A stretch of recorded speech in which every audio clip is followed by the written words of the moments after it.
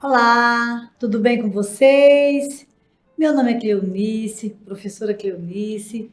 Hoje nós conversaremos um pouco a respeito dessa temática que eu considero atual e importante. Então, hoje nós vamos falar um pouquinho a respeito da inclusão de estudantes com surdez em salas de aulas regulares, práticas pedagógicas e os desafios que nós temos.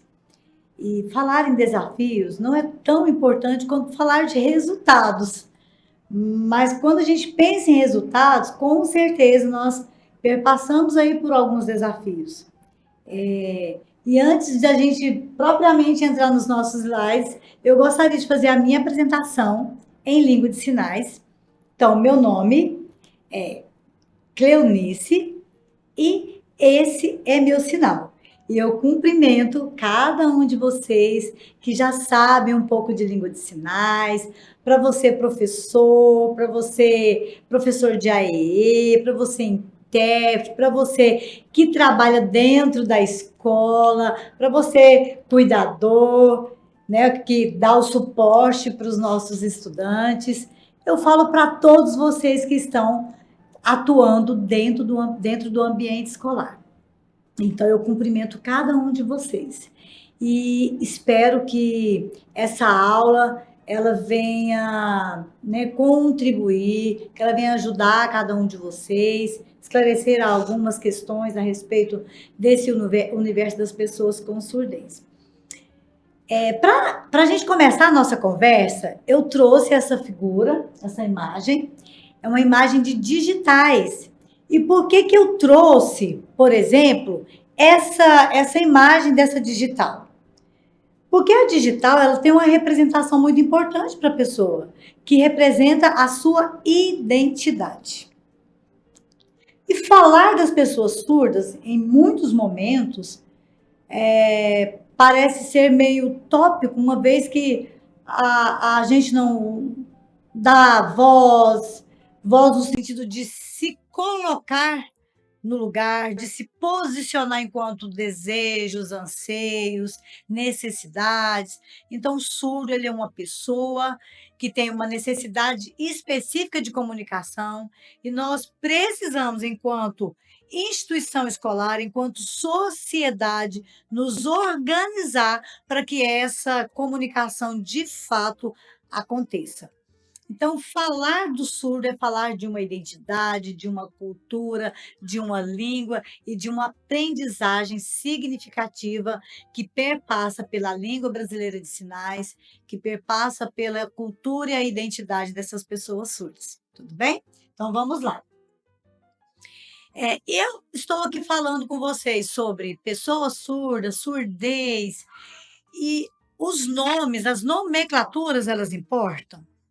A nomenclatura importa? O que você acha? É importante a gente saber exatamente o nome, né, que representa aquela limitação? Ela define aquela pessoa necessariamente? Não, não define a pessoa. Mas nós precisamos respeitar a questão das nomenclaturas.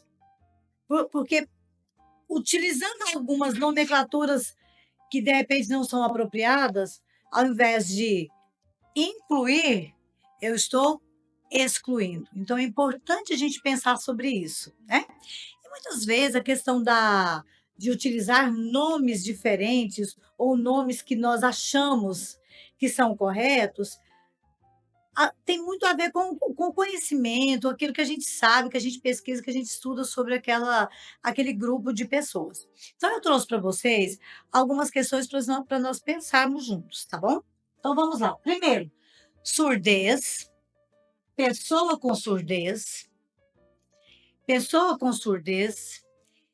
surdo, mudo, surdo-mudo, deficiência auditiva. E a gente precisa, então, entender por que utilizar cada nome desse. Ou por que não utilizar cada nome desse, cada nomenclatura desse. Então, hoje nós vamos fazer um combinado, você que está me assistindo. nós vamos fazer um combinado. A nomenclatura, o nome que nós vamos utilizar a partir de agora, para você que de repente utilizava um nome diferente, nós podemos utilizar de acordo com a legislação e com os estudos dos nossos grandes pesquisadores. Nós podemos utilizar surdez, nós podemos utilizar pessoa com surdez, nós podemos utilizar surdo. Ah, eu conheci uma pessoa surda. Mudo, nós não podemos utilizar. Então, a partir de agora, se você usava a palavra, a nomenclatura mudo para exemplificar ou para falar de alguém que não ouve e que não fala utilizando a voz de forma oral, então hoje você não utiliza mais, tá bom? Então, um combinado. Mudo, nós não vamos utilizar. Aí você pode me perguntar: "Ué, mas ele não fala, então ele é o quê?" Ele é uma pessoa surda. Ele não fala porque ele não tem um retorno auditivo. Então, ele não aprendeu através dos sons, então ele não tem pronúncia de palavras, mas ele emite sons, então não tem mudez, tá bom? Surdo-mudo também nós não utilizamos, combinado? E deficiência auditiva, para alguns casos nós podemos utilizar. E eu vou conversar um pouquinho a respeito disso com vocês, sobre a diferença de surdo e deficiência auditiva. Combinado? Combinado até aqui? Todo mundo entendeu? Passando então. Então, quem são as pessoas surdas? Quem são os surdos? Lembrando aqui da identidade. Quem então é a pessoa surda? Os surdos, eles não são apenas coadjuvantes num ambiente. Não. Ser surdo não é apenas não ouvir. Ser surdo é aprender.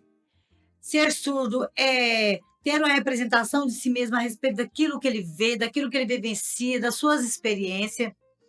Então, os membros de uma cultura surda, de um grupo, de um agrupamento surdo, ele basicamente utiliza a língua de sinais para se comunicarem, para colocar o significado de tudo que eles vivenciam.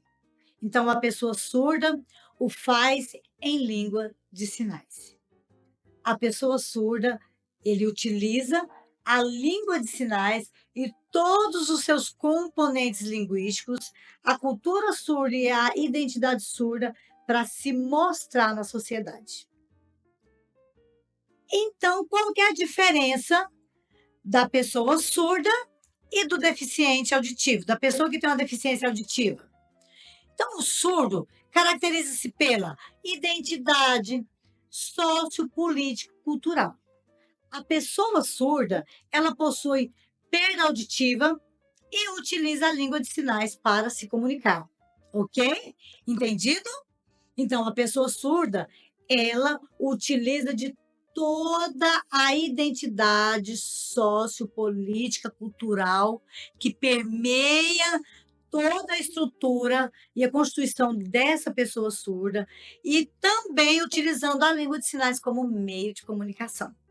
Já a pessoa com deficiência auditiva é uma pessoa com perda auditiva que não utiliza a língua de sinais para se comunicar e em muitos desses casos, sua forma de comunicação ela é oral. De que maneira? Ela utiliza a leitura labial para a sua comunicação e, em alguns casos, utiliza prótese auditiva ou implante coclear. Bom, então essas são as diferenças. Nós temos, por exemplo, uma classificação em relação ao manual de doenças, de transtornos, né? Nós temos alguns diagnósticos lá da saúde que traz algumas características, né, de percentual de audição para caracterizar se é surdo ou se é auditivo.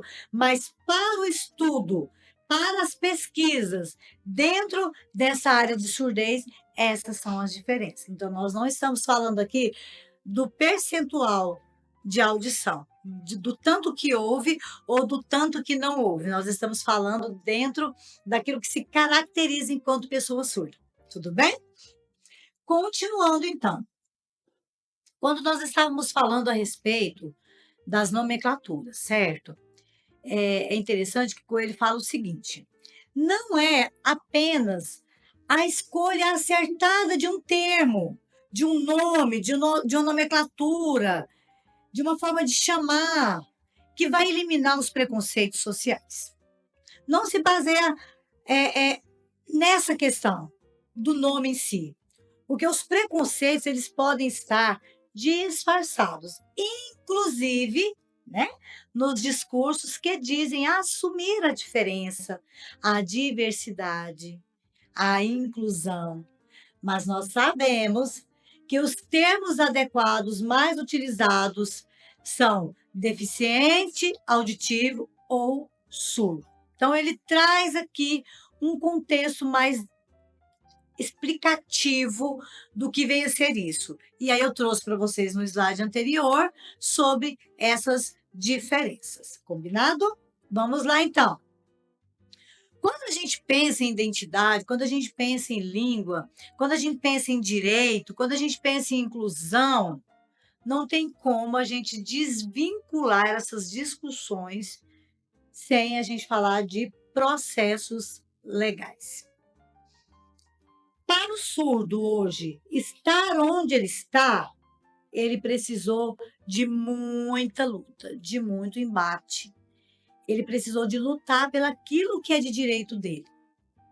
Porque quando nós temos algumas legislações importantes que descreve, pontua ali os direitos das pessoas com deficiência, nós podemos, por exemplo, fazer um recorte aqui de 88 para cá.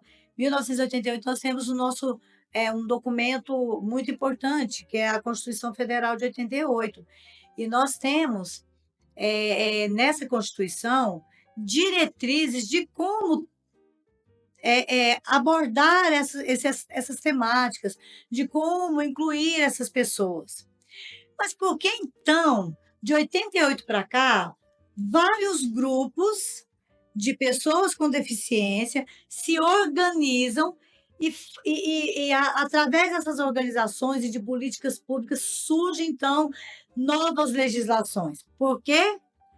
Pela importância de se pensar as particularidades dos grupos. Então, nós aqui em 2015, nós tivemos uma legislação muito importante, que é a 13.146, muito conhecida de vocês, e essa lei, ela traz diretrizes para as pessoas surdas de uma forma mais genérica, vamos dizer assim, porque trata de forma bem geral. Então, por que a gente precisa de pensar sobre legislações específicas para os grupos específicos? Porque quando a gente vai lá para a legislação que ela é maior, por exemplo, Constituição Federal, quando a gente vai, por exemplo, para 13.146, que trata de todas as deficiências, as particularidades às vezes não são incluídas nessas legislações. Então, nós precisamos de ter as particularidades de cada grupo sendo atendidas. Então, para isso, nós temos então o decreto 5.626 e aqui esse número aqui ficou. Ah, não, ok. Eu estou pensando que eu estou falando do decreto de baixo. Esse decreto de acessibilidade é o 5.296. Desculpa, eu estava passando o carro na frente dos bois. Então, a Lei 10.098 fala sobre acessibilidade. Quando a gente fala de acessibilidade, basicamente nós pensamos em rampas, nós pensamos em corrimões, nós pensamos em carteiras, só que nós precisamos pensar além disso. Então, quando a gente vai para as legislações específicas na área da surdez, nós pensamos então em acessibilidade comunicacional. Vou ensinar para vocês um sinal para vocês aprenderem hoje. Acessibilidade comunicacional. Ok? Então, quando a gente fala da 10.098, nós falamos de acessibilidade. E aí, o decreto 5.296, ele vai falar sobre a acessibilidade mais específica. Então, vai validar algumas situações da legislação que não estavam tão claras. E aí, lá em 2002, é interessante que quando a gente fala da Lei 13.000, que foi bem recente, aqui em 2015, 10 anos, né? 10 anos que a 2015 ela foi aprovada. Quando a gente fala da Lei 2000, dessa Lei 13.000, às vezes as pessoas nem imaginavam que nós já tínhamos uma lei lá de 2002 que reconhecia a Libras como língua de sinais. E muitas pessoas que estão chegando agora na escola, desses novos concursos, que estudaram na faculdade sobre o surdo, sobre a língua, de repente não entende ou desconhece essa importância da Lei 10.436. Então, a Lei 10.436 é uma lei de 2002, e essa lei ela reconhece a Libras como meio legal de comunicação para as pessoas surdas. Há muitos que dizem que a língua de sinais, que essa lei, ela torna a língua de sinais oficial do país. Não, a legislação não diz isso. A legislação diz que a língua, que a Libras, nessa legislação, que a Libras é um meio oficial de comunicação das pessoas surdas. É um meio legal de comunicação das pessoas surdas. Então, não é uma língua oficial do país. A língua de sinais é a segunda língua oficial. Não, ela não é a segunda língua oficial. Ela é a língua, né, legal de comunicação das pessoas surdas, tá bom? E aí, em 2005, então, nós temos o decreto. Por que você está falando sobre isso? Por que a gente está discutindo sobre isso? Para entender os processos que acontecem dentro da sala de aula hoje. Por que hoje a família cobra um intérprete de Libras? Por que hoje o professor cobra um intérprete de Libras para o estudante surdo que está lá na sala? Porque nós temos essa legislação que garante esse direito das pessoas surdas. Se nós não tivéssemos uma legislação que cobrasse e tornasse efetivo esse direito, os surdos estavam nas salas de aula sem comunicação nenhuma, ou utilizando de gestos, ou utilizando de linguagens diferenciadas, que é outra situação que a gente precisa pensar, né? Hoje nós temos a Libras como meio de comunicação legal dessas pessoas, e ainda muitos deles precisam utilizar de linguagens para se comunicar dentro da sala de aula. E nós precisamos mudar esse contexto, né? Nós estamos aqui para pensar sobre isso, mudar esses contextos. Então, o decreto 5.626, ele além de validar a Lei 10.436, torna-se também, legitima também o direito do papel do intérprete na sala de aula, o intérprete educacional, para acompanhar esses surdos nesses ambientes sociais. Então, é uma legislação muito importante que fala sobre o direito dessa acessibilidade nos espaços sociais. Tá bom? Continuando aqui, então. Falando, então, sobre o que acontece nas nossas salas de aulas, nos nossos ambientes educacionais, nos nossos ambientes sociais, que não se resume apenas em escola, em universidades, faculdades. Nós temos, né, diversos ambientes sociais. E quando a gente fala sobre o uso da Libras e sobre a linguagem, a gente precisa identificar essas diferenças. Então, quando o surdo utiliza da língua de sinais, que ela é uma língua registrada, que ela é uma língua estudada, uma língua que tem todas as suas estruturas que precisa para ser reconhecido como língua. Quando o surdo utiliza dessa estrutura, desses sinais, ele está se comunicando em Libras. Porém, tem muitos surdos que utilizam de gestos, de outras formas de comunicação. Essas outras formas de comunicação nós denominamos como linguagem. E a Libras é essa língua que nós temos reconhecida lá naquela legislação, tá bom? Então, a linguagem ela é muito mais representativa de forma individualizada.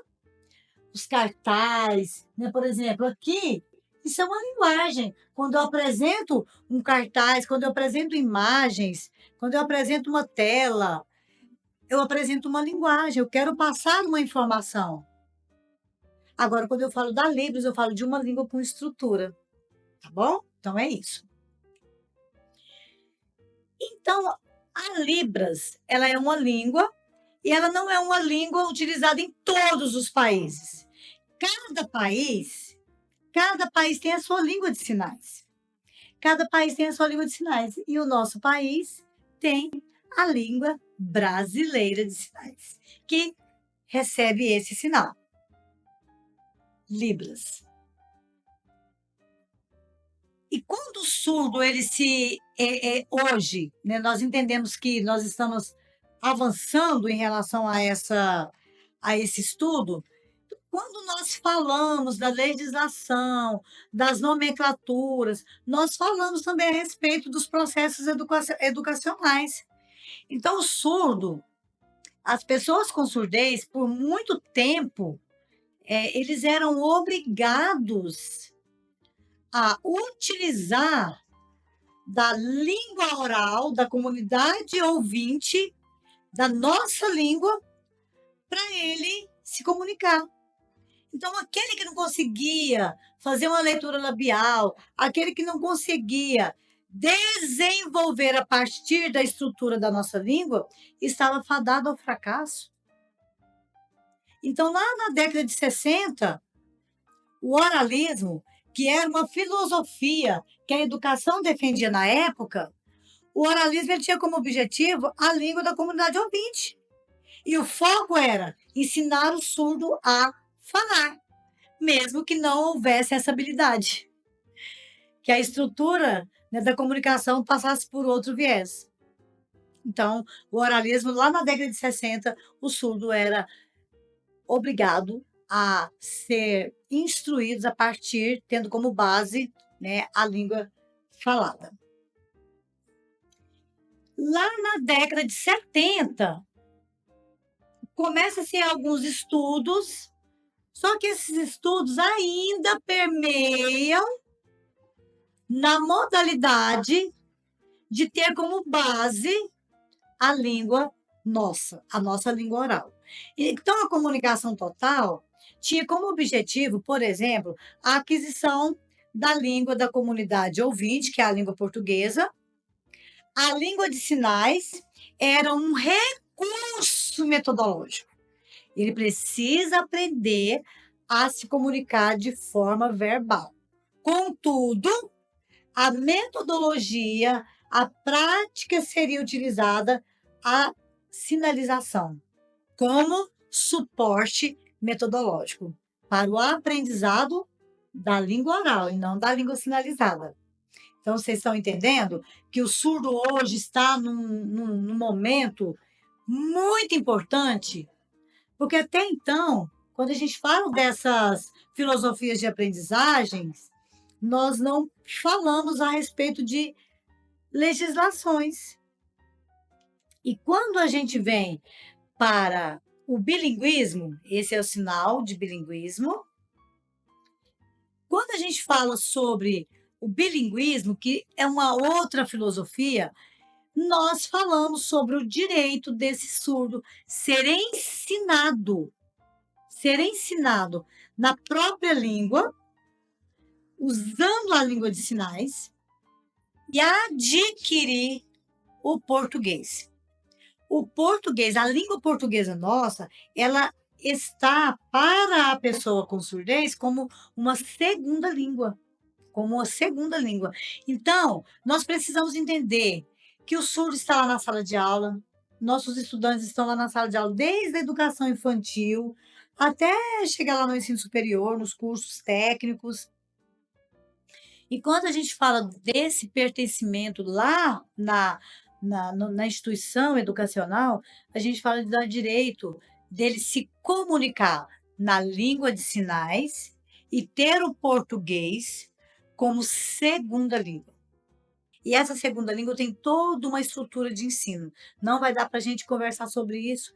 Falar sobre o ensino da língua portuguesa para o surdo seria mais outras e outros momentos desse aqui. Mas a gente pode pensar nisso em outros vídeos, tá bom? Então, para vocês entenderem que o bilinguismo era o uso da língua de sinais como primeira língua e o português como segunda língua, ok? Bom, então a aquisição da Libras, ela tem tido um avanço muito significativo, muito significativo. Hoje os estudos sobre a aquisição da língua de sinais demonstram que as crianças surdas passam pelas mesmas fases de aquisição de linguagem em períodos idênticos que as crianças surdas. E quando chega numa faixa etária, esse prejuízo começa a ficar mais evidente. Eu trouxe um vídeo para vocês, mas eu acho que não vai dar para ver, porque eu esqueci de colocar no YouTube para vocês. Mas eu vou deixar e quando for passar eu deixo o vídeo e aí coloco o vídeo como recurso, tá bom? Esse videozinho aqui, ele vai falar a respeito dessa faixa etária e quando que os prejuízos começam a ficar mais evidentes. Porque o bebê, ele se comunica muito com sons, com choro, com os gritos, e aí, né, na medida que que os bebês, que as crianças, elas vão crescendo, essa comunicação ela vai tendo uma diferença. E aí vai necessitar, então, de um momento específico, né? A família que já descobriu, que já atentou que existe uma surdez ali, já começar a trabalhar toda a prática da sinalização para que o desenvolvimento dessa criança não tenha prejuízo, tá bom? Bom, então a gente está quase concluindo aqui. Então, a Libras, para nós pensarmos a respeito dessa comunicação. A Libras, a língua brasileira de sinais, ela é uma modalidade gestual visual. Então, você vai ver e vai sinalizar. Então, é uma modalidade gestual de sinais e ela é uma língua visual que analisa as experiências visuais. Então, tudo que eu experiencio, eu vou, então, desenvolver através de sinalizações. A língua de sinais ela tem um alfabeto manual que serve para nós utilizarmos na escrita de nomes, como eu me apresentei aqui no começo, eu disse, meu nome é Cleonice, então eu utilizei de sinais do alfabeto manual para escrever o meu nome, aqui sinalizando. Nós temos configuração de mão, que são os movimentos que a mão passa a ter para a execução de um sinal. Quando eu digo para você, por exemplo, bilinguismo, que a gente viu. Isso é uma configuração e isso é uma outra configuração. Então, dentro dessa configuração, que está dentro dos parâmetros, então nós temos outras situações que faz com que o sinal tenha aquela representação específica. A Libras não é uma língua universal, cada país tem a sua. É um dialeto, porque representa um grupo, não é gestual, ela não é só um gesto aleatório. Ah, eu quero falar que estou com sono. Aí eu fecho o olho de. Não. A Libras ela tem uma estrutura que evidencia que ela é uma língua. E ela também não é um pegging, que simplesmente representa sinais aleatórios. Não. Então, a Libras ela tem uma estrutura e ela precisa dessa compreensão e desse entendimento. tá bom? Então não é um monte de sinal. Eu posso criar um sinal? Não. Então a Libras não é um monte de sinais. A Libras ela tem sinais organizados que representam uma fala, que representam um sentimento, que representam uma necessidade, que representam uma comunicação, que representam um povo, que representam uma cultura e uma identidade, tá bom? Então, a língua brasileira, né, nós já falamos dessa legislação, só para pensar sobre a responsabilidade da gente entender dessa estrutura toda aqui. É pensar que a Libras ela foi reconhecida como língua, tá bom? Então, essa lei aqui reconhece a Libras como língua. E o que é importante também nós pensarmos? Que a presença do estudante surdo lá na sala de aula requer um ambiente inclusivo e não inclusivo, inclusivo. Que a sala de aula, que o ambiente onde o estudante surdo está, ele precisa ser um ambiente que inclui. Olha que sinal interessante, onde o ouvinte está aqui e o surdo está no mesmo nível. Ninguém está acima ou abaixo, estão no mesmo nível. Então, é que esse ambiente, além de ser inclusivo, favoreça o aprendizado e a participação, de fato, desse estudante surdo no ambiente escolar. E pensando sobre esse espaço inclusivo, eu trouxe algumas questões para a gente pensar, tá? Vou falar rapidamente. Então, a gente precisa ter adaptação do ambiente, ser um ambiente mais visual, ser um ambiente com iluminação adequada, ser um ambiente onde as informações estejam claras. Nós precisamos de pensar nisso. Tem um surdo? Ah, então eu tenho uma sirene. Não sei se vocês conhecem o SEMAD. O SEMAD, a sirene, as crianças que ouvem podem ouvir e as crianças surdas, elas podem ver as luzes. Tem espaços específicos no SEMAD onde o surdo vê as luzes e percebe então que é hora do intervalo ou é hora de voltar para a sala de aula. Então, a gente precisa tornar adequado esses espaços. Precisa ter uma comunicação efetiva através da língua de sinais. Combinado? Precisa ter uma metodologia de ensino específica para o surdo, onde eu entenda que a língua de sinais será a primeira língua e a língua portuguesa será a segunda língua. E isso acontece dentro de uma sala de aula, com o surdo, com o ouvinte, com a presença do intérprete e no contraturno, com o atendimento educacional especializado, fazendo uma antecipação dos assuntos que acontecerão na sala de aula. A gente precisa pensar nisso. Atividades práticas, adaptações dentro do currículo. Nós precisamos pensar a sensibilização da turma.